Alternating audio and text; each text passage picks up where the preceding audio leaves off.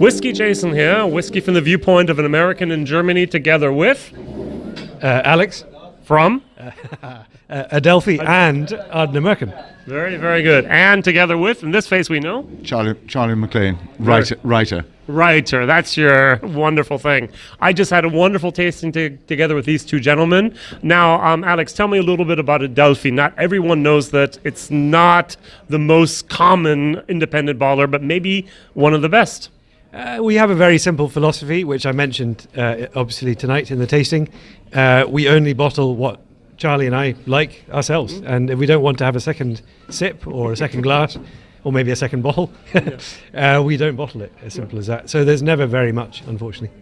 And also tonight we had the opportunity to taste one of your not yet whiskeys, your spirits from your own distillery. What made you have your own distillery, and maybe what surprises along the way have you experienced? Wow, how long have we got? So why did we build it? Two reasons. One is we wanted to make our own, quite simply. But the other one was also looking to the future about supply and demand. And we could all see back in 2007, 2008, that the days of lots of mature spirit being available, or mature whiskey being available, were, well, yeah, they were declining. Yes, which is a good sign. It means that people are drinking it. So, but I would say that the main reason, and still the main reason, is because we want to do our own thing. Okay, excellent. And surprises? I think the biggest surprise was trying to make a biomass wood chip boiler produce enough steam. It took us a couple of years to really get to grips with that, but it's running very well now. Touch wood. Building the team. It wasn't something I'd really thought about. We think about, what kind of whiskey we want to have in 10 years' time. We don't think about the people who are making it, which is wrong. We should. And I'm delighted to say that we are now 13 strong up there, all local, and we've had some amazing experience come in to help train them over the last 3 years. So it's a wonderful feeling that we've created this local employment, long-term employment pool. Excellent. Now, Charlie, you are actually more of an author and you're more the expert. What is your role with Adelphi? I've been the so-called nose for Adelphi since the company was re-established in 1992.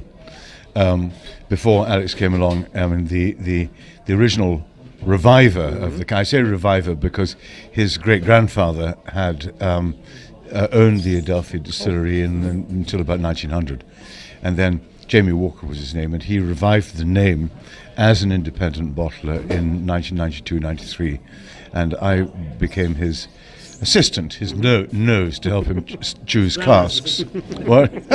Hardly glamorous. But and then when Jamie had to sell the company, and Alex, the people that Alex is the managing director of the company, but the people that own the company, who are good friends and come from the West Highlands, I was retained as the nose. So Alex and I work to choose casks which are acceptable as Adelphi bottlings. Very good. I heard a number, 1 out of every 85 casks more or less meets your requirements. 1 out of 35. I'm sorry, I forgot, 35, yes. The other way around. It's not quite as simple as that. We might get a parcel where we have none, and we might get one where we have, a decent proportion. A parcel usually is 30 casks, right? Anything. It can be anything, okay. Yeah, I mean, certainly the last few years, around January, February time, we get into maybe 50 or 60 casks of interesting older whiskies, which we're very lucky to find. And then for the rest of the year, we keep topping that up. We swap, we trade, we maybe buy some more. Right. But even now, full sort of volume, if you like, Adelphi is struggling to reach 100 casks per year. Okay, wow. Okay. No, so it's quite small. Yep. Now, 2 last questions, if I may. What was the biggest surprise 2018 for whiskey for you? And then what do you expect for 2019? The nose. One of the noses. Big surprise on the nose front. I mean, the biggest surprise... I think the biggest surprise in the world of whiskey is the stratospheric increase in price of whiskies at auction. I mean, they keep breaching, world records. How long this will continue, I don't know. I can see this continuing certainly into the next few years. But the $1 million question, as with any investment, is the how long it will last. Forecasting the demand for whiskey outside of auction, etc., continues to grow globally. So the results from the Scotch Whisky Association recently showed another upturn. So it's looking very healthy at the moment. All we can say is long may it continue. Yeah, exactly.